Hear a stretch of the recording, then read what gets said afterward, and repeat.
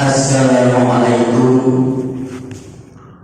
warahmatullahi wabarakatuh.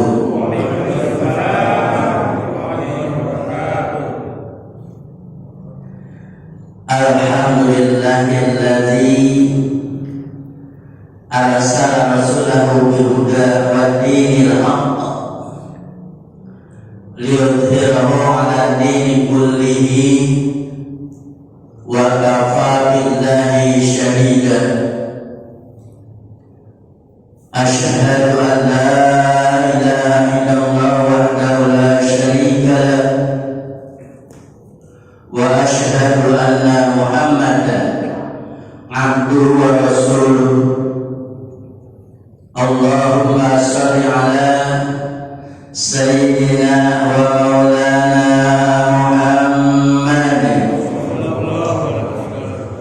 wa ala alihi wa ashabihi ajma'in. Amma ba'du. Yang kami hormati Ketua DKM Masjid Al-Ikhwan beserta jajarannya, yang kami hormati para asatidz, guru-guru kita, para hujat, tokoh masyarakat, alim ulama, bapak-bapak hadirin sekalian yang berbahagia. Puji dan tasyakur yang tak terhingga, marilah kita sama-sama panjatkan kehadirat Allah Subhanahu wa Ta'ala yang telah memberikan kesehatan kepada kita sekalian, sehingga di malam hari ini, malam Ahad, kita dapat berkumpul bersama-sama di masjid yang kita cintai dalam upaya taqarrub ila Allah. Melalui tadi kita bersama-sama melaksanakan salat maghrib berjamaah yang kita lanjutkan insyaallah dengan taklim. Mudah-mudahan wasilah ini akan menjadi pengantar datangnya rahmat dan keberkahan dari Allah Subhanahu wa Ta'ala. Amin ya rabbal alamin. Salawat dan salam tak lupa kita sama-sama sampaikan kepada Nabi kita, Nabi besar Muhammad sallallahu alaihi wasallam, pada keluarganya, sahabatnya, dan kita semua yang berusaha konsisten iltizam terhadap ajaran agamanya. Bapak-bapak hadirin yang berbahagia, malam hari ini saya datang di tempat ini atas undangan dari DKM. Sebetulnya yang kesekian kali dari panitia mengundang saya, cuma baru kali ini bisa hadir di tempat ini karena ada berbagai hal. Yang pertama, kemarin di awal bulan Agustus ini saya kena musibah, yang masuk rumah sakit. Waktu itu lagi sholat subuh, tiba-tiba badan gak nyaman. Nah kemudian kita nyender di sana di masjid itu, kebetulan buka jadwal imam. Wah ini mau sakit ini, langsung minta diantar ke rumah sakit. Ternyata itu kena serangan jantung. Tapi alhamdulillah Allah masih sayang dan langsung masuk ruang operasi, dipasang ring yang ke-6. Alhamdulillah masih sehat Pak. Ya. Maka ketika panitia minta datang ke sini, ya Allah masih dalam pemulihan. Nah tapi alhamdulillah malam hari ini bisa berkumpul di tempat ini. Ya, minta doanya mudah-mudahan kita semua selalu diberikan kesehatan oleh Allah Subhanahu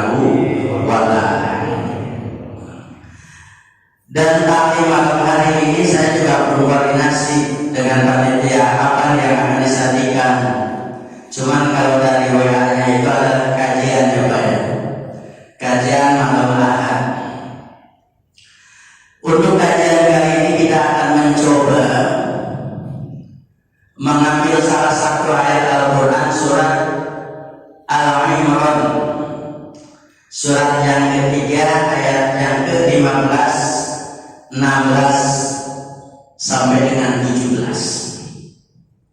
Sepakat ya? Yang ayatnya A'udzubillahi minasyaitonir rajim. Qul a'udzu bi khairi min dzalikum lil ladzina taqaw inda rabbihim jannatin tajri min tahtiha al-anharu khalidina fiha wa azwajun mutahharatun wa ridwanun minallah wallahu basirun bil ibad. Yang punya Quran silahkan dibuka, yang pegang HP ada Qurannya silahkan dibuka. Ayat ini menjelaskan kepada kita, kata Allah, hukum, katakanlah, maukah kutunjukkan kepadamu sesuatu yang lebih baik dari yang demikian itu. Ini yang kita lihat hari ini, yang kita anggap baik itu apa? Bagaimana ketika memandang bahwa kita hari ini punya yang paling baik.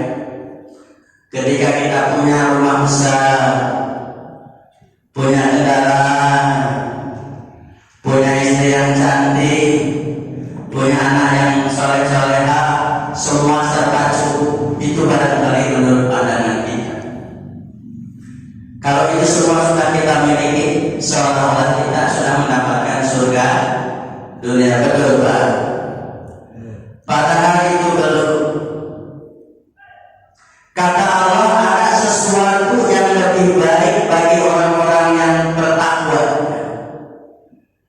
Di sisi Allah itu, di sisi Tuhan mereka, ada yang lebih baik bagi orang-orang yang takwa daripada yang kita miliki hari ini. Apa itu? Surga yang mengalir sungai-sungai di bawahnya, kekal berada di dalam surga tersebut, serta pasangan-pasangan yang suci dan ridho dari Allah, dan Allah Maha melihat hamba-hambanya. Apa itu? Di dalam surga kita bersama pasangan-pasangan yang suci. Kira-kira siapa Pak?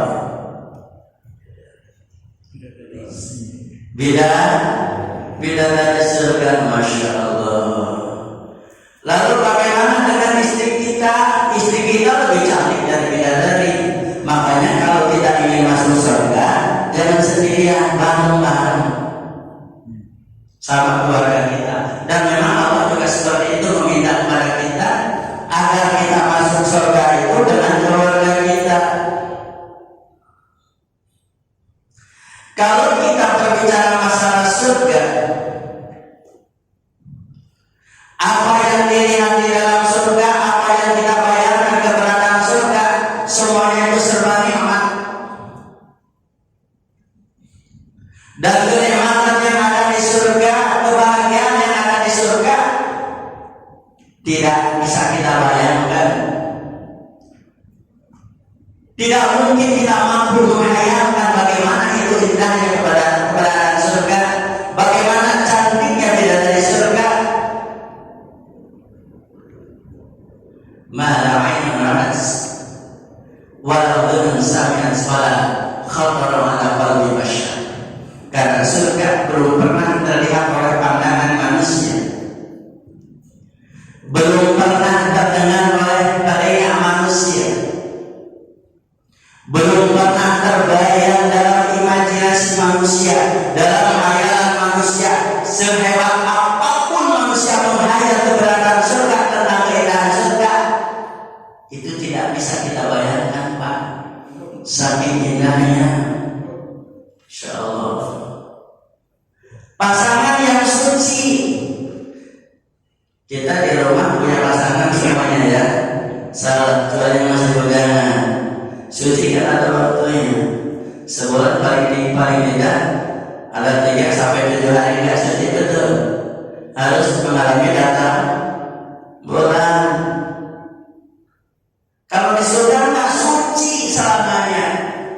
Tidak harus buang air kecil, tidak harus buang air besar. Kalaupun keluar keringat yang keluar dari pasangan kita itu wangi, semerbak. Masya Allah. Keindahan surga yang demikian itu hanya akan Allah berikan kepada orang-orang yang bertakwa. Pengen? Syaratnya takwa. Lalu seperti apa sih syaratnya supaya kita bisa masuk ke dalam surganya Allah? Allah memberikan penjelasan dalam ayat yang berikutnya, ayat yang ke-16-nya, bahwa syaratnya yang pertama, cirinya orang yang bertakwa itu adalah alladzina yaquluna rabbana innana amanna faghfir lana dzunubana wa qina adzabannar.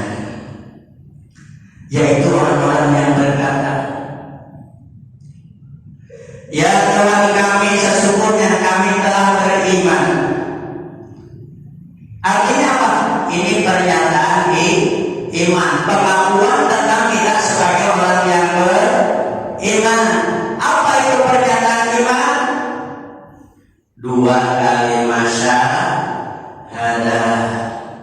Asyhadu an la ilaha illallah wa asyhadu anna Muhammadar Rasul. Cirinya yang pertama orang yang punya iman. Cirinya bahwa ahli surga itu, ciri orang yang bertakwa itu yang pertama punya iman. Iman yang dimaksud bukan hanya sekedar pengakuan kita, saya orang beriman. Namanya iman itu kan yang pertama diyakini di dalam hati, kemudian diucapkan dengan lisan kalimat syahadat, dipraktekkan dengan amal perbuatan. Insya Allah kita semua di sini termasuk orang-orang yang punya imannya yang diakui oleh Allah. Apakah ada orang yang beriman tapi tidak diakui? Dalam Quran surat Al-Baqarah yang surat kedua ayat yang ke-8, Allah sampaikan kepada kita, wa minan nasi ma yaqulu amanna billahi wa bil yaumil akhir. Di antara manusia ada yang berkata bahwa dirinya telah beriman kepada Allah, bahkan beriman kepada hari akhir. Wa ma hum bimu'minin, bahkan mereka bukanlah orang-orang yang beriman. Allah yang sebutkan itu. Kenapa? Imannya hanya ngaku saja.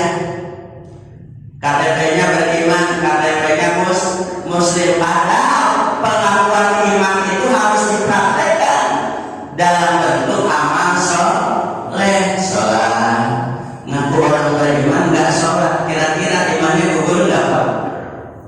Gugur nggak? Islamnya nggak gugur, imannya gugur. Ngaku dirinya sebagai orang yang beriman, nggak puasa, nggak zakat, dia mampu tidak menunaikan ibadah haji atau umroh.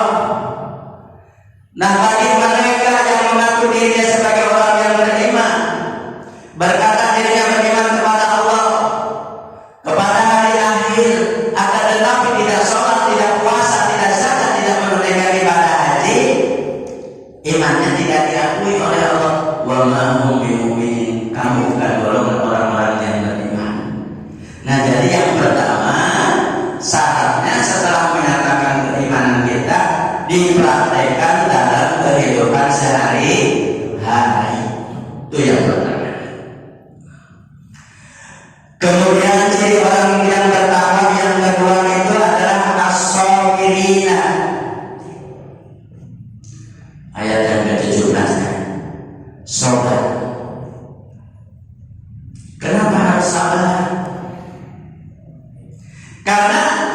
setelah kita menyatakan diri menjadi seorang yang mukmin, iman kita ini akan diuji oleh Allah. Benar nggak ini orang ini beriman? Sebagaimana di dalam Quran surat 29 Al-Ankabut ayat yang ke-20, ayat yang kedua, Quran surat 29 ayat yang kedua, ahsiban nasu ayyuhum wa yaqulu amanna. Adakah manusia itu mengira bahwa dirinya dibiarkan saja berkata, saya telah beriman. Wa ma, apa kata Allah padahal imannya belum diuji.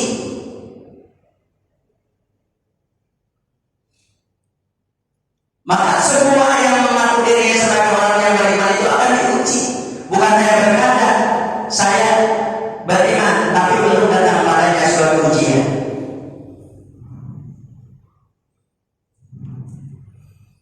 Ujiannya macam-macam. Bahkan bentuk ujian bagi orang-orang yang beriman itu wajib. Bahkan Allah menjelaskan dalam Quran surat Al-Baqarah ayat yang ke-155, wala nabluwannakum bisyai' minal khawf wal ju' wa naqsin minal amwali wal anfus was samarat wa basyiris sabirin. Allah bersumpah, wala nabluwannakum, demi akan kami uji kamu dengan apa tuh? Sedikit ketakutan, kelaparan, kekurangan harta, benda, jiwa dan manusia. Wa basyiris sabirin, dan berilah kabar gembira bagi orang-orang yang sabar. Maka kalau orang yang beriman itu ketika diuji bukan marah-marah, bukan sakit hati, tapi tersenyum. Enggak heran, enggak aneh. Ini konsekuensi sebagai seorang mukmin. Kan di dalam ayat itu wa basyiris sabirin, beri berita gembira bagi orang-orang yang sabar. Artinya ketika kita sudah diuji oleh Allah, akan ada berita yang baik. Siapa sih orang yang diuji lolos itu? Yang diuji dia bisa lolos dari seleksi Allah itu alladzina idza asabathum musibah, yaitu orang-orang yang apabila ditimpa musibah, qalu seraya berkata inna lillahi wa inna ilaihi raji'un. Maka ketika kita sholat lolos, setelah lolos dari seleksi Allah, dari ujian yang diberikan oleh Allah, ulaika alaihim shalawatun min rabbihim wa rahmah wa ulaika humul muhtadun. Mereka itulah orang-orang yang akan mendapatkan ampunan dari Allah, rahmat dari Allah, petunjuk dari Allah. Jangankan tiga hal, ampunan, rahmat, petunjuk, satu saja diberikan oleh Allah. Rahmat itu sebagai syarat untuk masuk surga. Pasti seseorang mendapat rahmat dari Allah itu akan masuk surga. Apalagi ini ampunan, petunjuk. Nah, maka kalau kita diuji, senyum. Bisa Pak? Bisa Pak? Nah, sekarang kita sekolah, kalau nggak ada ujian, sekolah terus naik kelas nggak bakalan naik kelas.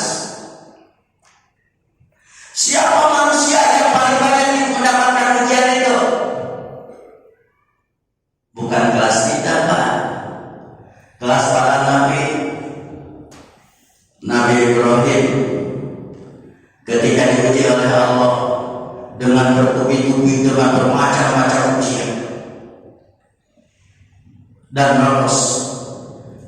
Ketika dia diusir dari kampung halamannya, ketika dia diberikan hukuman bakar, lolos, mampu melewatinya. Ketika dia harus diuji oleh Allah karena tidak punya keturunan, lolos, dijawab doanya di saat dia usianya sekitar 80 tahun. Diuji lagi oleh Allah supaya anaknya ditinggalkan di satu tempat di Makkah, lolos, Ismail Ismail yang masih bayi, dan diuji lagi oleh Allah ketika itu di saat Ismail menginjak dewasa supaya dikorbankan, disembelih, lolos. Maka Allah sampaikan di dalam Al-Quran surat Al-Baqarah ayat yang ke-124. Wa idza Ibrahim rabbuhu bi kalimatin fa'atammahun. Qala inni ja'iluka lin-nasi imama. Qala wa min dzurriyyati. Qala la yanalu 'amalid dzalimin. Dan dikatakan ketika Ibrahim diuji dengan berbagai macam-macam ujian, dengan berbagai macam kalimat, dan Ibrahim mampu melewati dengan sempurna. Lalu Nabi Ibrahim, aku angkat engkau menjadi pemimpin bagi seluruh manusia, pemimpin bagi seluruh para nabi. Dan dia berkata, termasuk anak cucuku, ya, tapi tidak berlaku bagi orang-orang yang zalim. Permohonan Nabi Ibrahim, sehingga Nabi Ibrahim dikatakan sebagai bapaknya para nabi. Putra-putranya keturunan dari Nabi Ibrahim itu sekitar 18 orang menjadi nabi dan rasul. Itu setelah melalui berbagai macam ujian. Kita juga sama kan diuji. Bahkan di dalam salah satu hadis Rasulullah SAW menyampaikan kepada kita bahwa setelah kita menyatakan diri sebagai seorang mukmin, al-mu'min khamsin baina salati, setelah kita menyatakan diri menjadi seorang mukmin, maka pada saat itu juga akan dihadapkan dengan 5 masalah. Setelah kita jadi orang mukmin, Allah akan hadapkan dengan 5 persoalan. Nah, siapa yang pertama yang akan dihadapkan oleh Allah kepada kita sebagai seorang mukmin? Bentuk daripada ujian tentang keimanannya, yang pertama yang dihadirkan kepada kita, mukminu yahsuduhu, orang mukmin tapi hasud. Hasud ini kan penyakit hati. Ya, apa itu? Iri, dengki, terus jadi jahil. Pasti itu. Ini merupakan penyakit hati.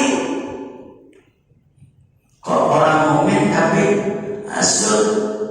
Ya ini memang dicetak oleh Allah. Jadi saya sedemikian rupa Nabi Muhammad saja sebagai seorang nabi, sebagai seorang rasul, orang yang paling hebat, paling bagus akhlaknya, dihadapkan dengan orang hasud. Siapa dia?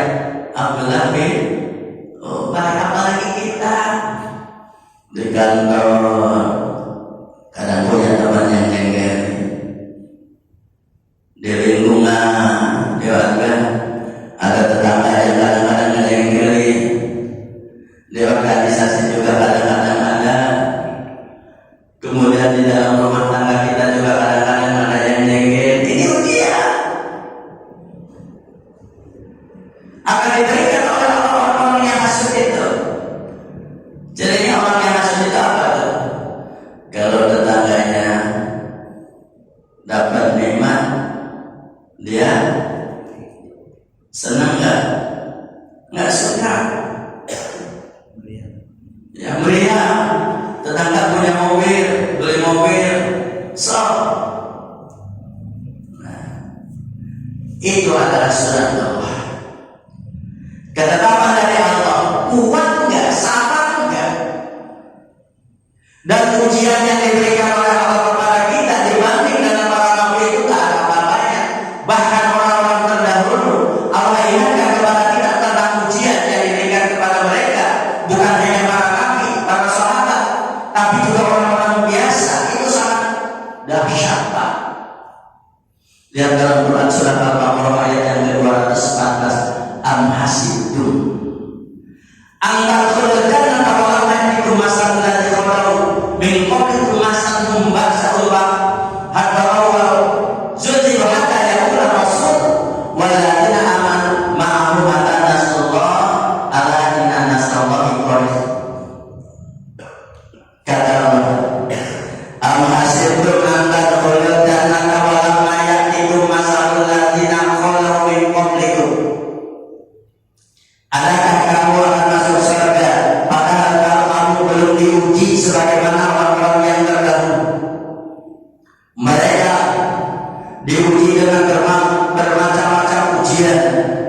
digoncang dengan sedahsyat-dahsyatnya ujian yang bertubi-tubi sampai di antara mereka Rasul dan orang-orang yang beriman itu berkata, mata nasrullah, kapan datangnya pertolongan Allah? Ala inna nasrullahi qarib. Ingatlah bahwa pertolongan Allah itu amat dekat. Kita tahu dalam sejarah bagaimana Bilal bin Rabah. Dia bukan nabi, bukan rasul, tapi sahabat Nabi. Dia seorang muda, tapi bisa digolongkan dengan sahabat Nabi. Karena dia mampu mempertahankan iman. Dijemur di tengah terik matahari. Belum terus siapa lagi? Sumayyah, Yasir anaknya, Ammar anaknya, Yasir suaminya, itu diuji oleh Allah. Keluarga Sumayyah itu pada saat itu ketika mereka ditangkap oleh orang-orang kafir Quraisy agar keimanannya itu dibatalkan, agar dia itu kembali kepada kekafiran, walaupun pada saat itu disiksa oleh orang-orang kafir Quraisy yang mampu mempertahankan keimanannya. Wahai Sumayyah, kata orang kafir Quraisy, kalau kamu tidak menanggalkan agama Muhammad, maka akan aku rabus suami kamu. Apa itu jawab Sumayyah? Aku tidak akan menanggalkan keimananku, apapun siksa yang kau akan berikan kepada. Dan langsung suaminya direbus. Sakit kan? Tidak. Yasir cuma tersenyum ketika direbus dengan mengucapkan La ilaha illallah Muhammadur Rasulullah Allahu Akbar. Senyum, gak ada rasa sakit. Nah, sekarang giliran kamu Sumayyah, kamu tidak akan saya rebus sampai akan ditusuk layarnya sampai. Silahkan. Sumayyah dalam rangka mempertahankan keimanan ditusuk mak dari pandang sampai pada ubun-ubun. Sakit? Tidak. Dia hanya mengucapkan La ilaha illallah Muhammadur Rasulullah. Senyum, tidak merasakan sakit. Nah, mereka ujian yang diberikan oleh Allah kepada mereka itu sangat dahsyat sekali. Kalau kita paling keluar kerja, pensiun, sakit, itu masih yang ringan sifatnya. Ujian umum. Kalau walaupun bisyai minal khawf wal ju'an apa itu ujian umum, belum ujian khusus. Kebanjiran, gempa bumi, tsunami ini sifatnya umum. Belum sampai ketika yang khusus, tapi kadang-kadang ketika kita diuji, syurah. Nah, itu yang pertama. Jadi setelah kita menyatakan diri menjadi seorang mukmin itu, yang dihadapkan oleh Allah kepada kita orang-orang yang hasud, punya penyakit hati. Kemudian yang kedua, munafiqun yang berdu, orang-orang munafik yang membenci. Nah, siapa dia? Orang dekat kita, teman kita, yang kita sendiri nggak tahu. Kok harus ada sih orang seperti itu? Ya pasti akan kita temukan sebagai ujian dari Allah. Apakah orang munafik itu sadar dirinya munafik? Tidak. Apakah temukan tidak sadar dirinya munafik? Cuma Nabi ingatkan ciri orang munafik paling tidak ada 3. Ayat munafik salah sebenarnya ada sekadar. Yang salah satunya ketika dia berbicara dusta, kemudian apabila berjanji tidak mau menepati, dan apabila diberikan amanat berkhianat. Ini hati-hati. Kita harus berhati-hati, jangan sampai kita bisa mengoreksi orang lain, kekurangan orang lain, kadang-kadang kita sendiri lupa, tidak kita koreksi. Bicara dusta, berjanji tidak mau menepati, sering tidak bohong, sering Pak, kadang-kadang. Apalagi kalau kita ingat-ingat tadi sholat maghrib kita mengucapkan enak salati mansuki wama ya rahmatillahi rabbil alamin. Kita berkata pada saat itu berjanji di hadapan Allah, sesungguhnya apa tuh, salatku, ibadahku, hidupku, matiku hanya untuk Allah. Benar memang itu. Kita ini sebetulnya sudah tidak punya apa-apa. Karena apa? Harta kita sudah kita pasarkan kepada Allah, bahkan jiwa raga kita. Perhatikan dalam Quran surat At-Taubah ayat yang ke-111, innallaha ashtara minal mu'minina anfusahum wa amwalahum bi anna lahumul jannah.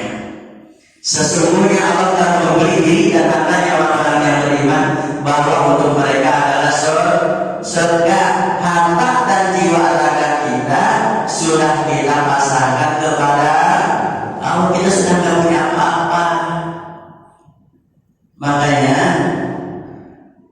kita sebagai seorang mukmin, ketika Allah perintahkan kepada kita, enggak ada kata-kata lain kecuali sami'na wa ata'na. Akhir bulan kita dapat gaji, ingat Allah perintahkan harta yang kita dapatkan itu harus dibersihkan, minimal 2,5% harus kita infakkan. Nggak boleh infak saya. Allah nggak minta semuanya, hanya sebagian kecil sebagai pembersih dosa kita, mensucikan jiwa kita. Keluarkan itu bukan hak kita. Allah nggak minta semuanya, tapi tiba-tiba ada yang keliling dari masjid minta sumbangan. Nah, orang masjid lagi datang masjid. Padahal ini ketika kita keluarkan, ya walaupun menurut akal kita, pikiran kita, kita punya harta yang dikeluarkan akan berkurang, tapi di sisi Allah, man anfaqa nafaqatin fi sabilillah kutibat lahu bisabimi adil. Pak, siapa yang berinfak satu infak, Allah akan balas dengan 700 kali lipat. Maka kita sebagai seorang mukmin, jangankan harta mati kita saja itu sudah kita pasrahkan kepada Allah. Diri kita sudah kita pasrahkan kepada Allah. Kita tidak punya hak hidup lagi, terserah Allah. Hidup dan mati terserah. Nah, jadi kita tidak punya apa-apa. Kita sudah kontrak kapan? Setelah kita menjadi seorang mukmin. Harta kita sudah punya Allah, diri kita juga sudah punya Allah. Maka apa yang diminta sama Allah kita tidak bisa mempertahankan, karena itu sudah punya hak Allah. Dan kalau kita mampu mempertahankan perjanjian kita dengan Allah, 2 kalimat syahadat tadi, kemudian kita melaksanakan apa yang diperintahkan oleh Allah, kemudian meninggalkan semua larangan-larangan Allah, ini balasannya surga. Maka kata Allah, wasari'u ila maghfiratin min rabbikum wa jannatin 'arduhas samawati wal ardh u'iddat lil muttaqin. Quran surat Al-Imran ayat 133. Bersegeralah kamu kepada ampunan Allah dan kepada surga, dan yang luasnya seluas langit dan bumi. U'iddat lil muttaqin, yang hanya diperuntukkan bagi orang-orang yang bertakwa. Nah, Bapak hadirin jamaah yang berbahagia, ini sudah sekitar jam 7.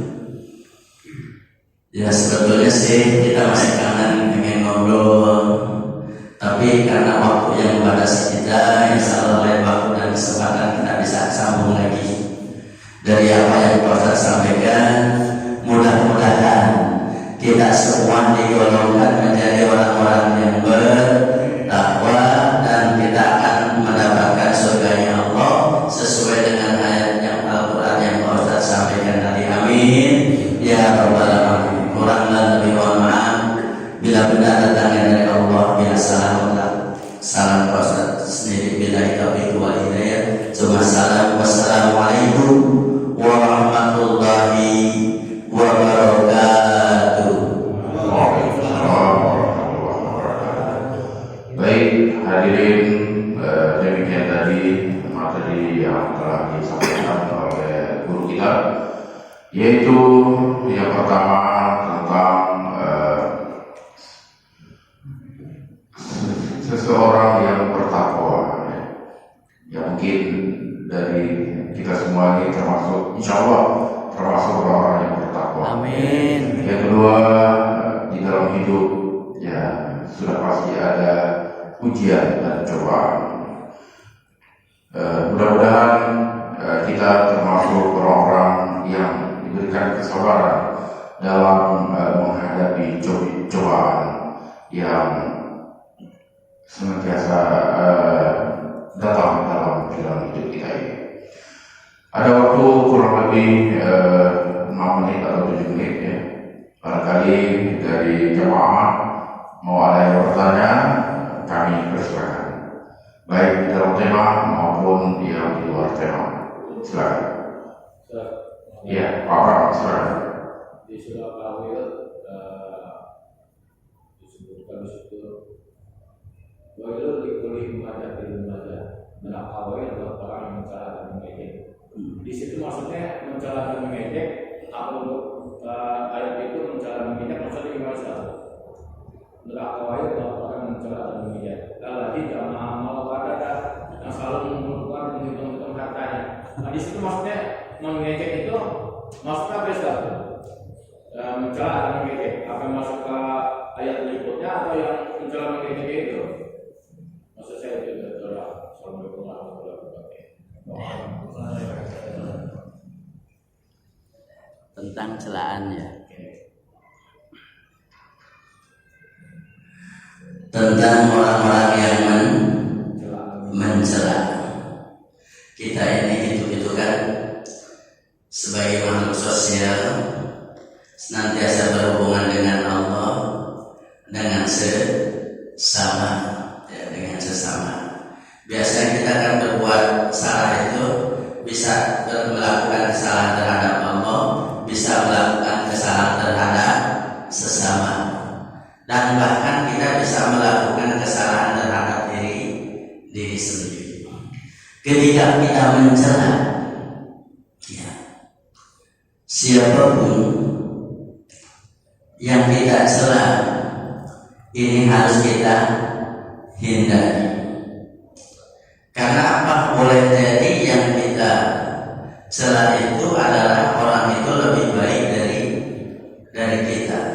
Di dalam Al-Quran surat yang ke-49 ayat yang ke-12 Allah sampaikan kepada kita, ya ayyuhalladzina amanu ijtanibu katsiran minaz zanni inna ba'da zanni ismun wala tajassasu wala yataba'ukum ba'du.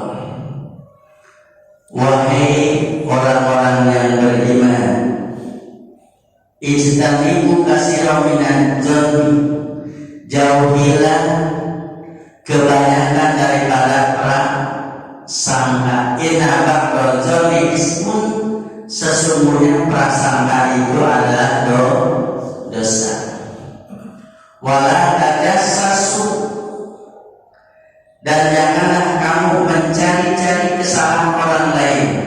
Wala yaghtab ba'dukum ba'da, dan janganlah sebagian kamu menggunjing atas sebagian yang lain. 3 hal yang harus kita ingat. Nah, kalau kira-kira tentang celah itu maksudnya kemana nih dalam 3 hal ini? Tajassus, mencari-cari